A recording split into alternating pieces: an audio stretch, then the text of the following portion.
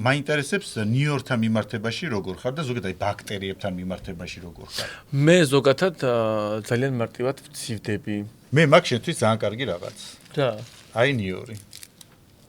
იცი ნიუ-იორკს რა ეს არის საშუალება, რომელიც ჯიბიდან რა მოიღე. ეს არის საშუალება, რომელიც როგორ კურნავს, იცი, ყველა ბაქტერიას დაავად. ეხლა მე შენ გაჩვენებ ვიდეოს. აბა. და ჩვენი მაყურებელიც თუ მოინდომებს, შეუძლიათ ცადოს.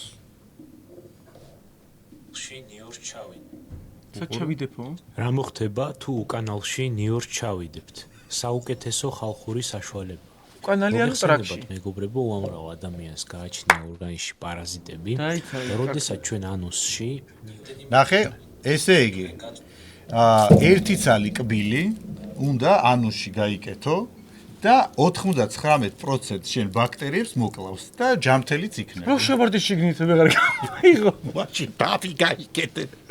ზაფი მოიპი. მაგრამ ისე კი მიამბობს რომ თუ ბუასილი გაქვს და სხვადასხვა რაღაცეები დაავადებები მაშინ არ შეიძლება. მე მესმის შენ რეკომენდაციას გაუწია და პროპაგანდა ამას რომ ძალიან კარგია, მაგრამ იცი რა არის, მე ამ ადამიანისგან მინდა ფოტო მასალა. რო აი როგორ უშველი.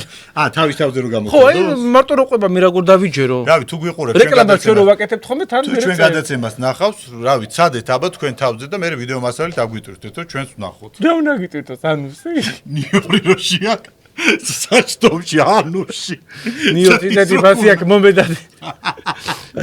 ნუ მიგაქცდი მაინც. თარაო ხერი ხარ, როგორი დიდი ლებნებიანი შეგირჩევია. ნუ რა ვიცი, მე აი ხო თქვი რომ ერთ წალი შეიძლება შევარდესო და მოგიტანე მთლიანი, ხა რა გავაკეთო.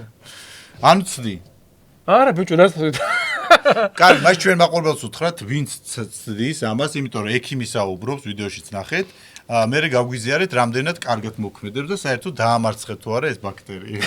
მაღაზიები და ნიუ-იორკი რო გააკეთე. ხვალ უკვე ნიუ-იორკის ფასი გაიზარდა. კაი.